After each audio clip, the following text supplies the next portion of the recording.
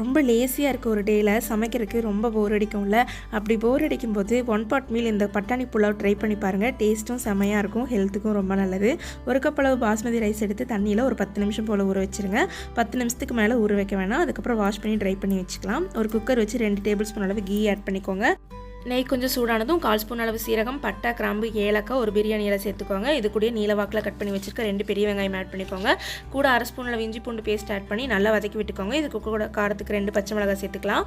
கூடவே உரிச்சு வச்சுருக்க 1 கப் பட்டாணியும் ஆட் பண்ணிக்கோங்க. பட்டாணி நல்லா கலந்து விட்டதுக்கப்புறமா 1 கப் பாஸ்மதி ரைஸ்க்கு அதே கப்பில் 2 கப் அளவு தண்ணி அளந்து ஊற்றி தேவையான அளவு உப்பு சேர்த்துருங்க. இது நல்லா கொதிச்சு வந்ததுக்கப்புறமா வாஷ் பண்ணி வச்சுருக்க பாஸ்மதி ரைஸும் ஆட் பண்ணி நல்லா கலந்து விட்டுருங்க.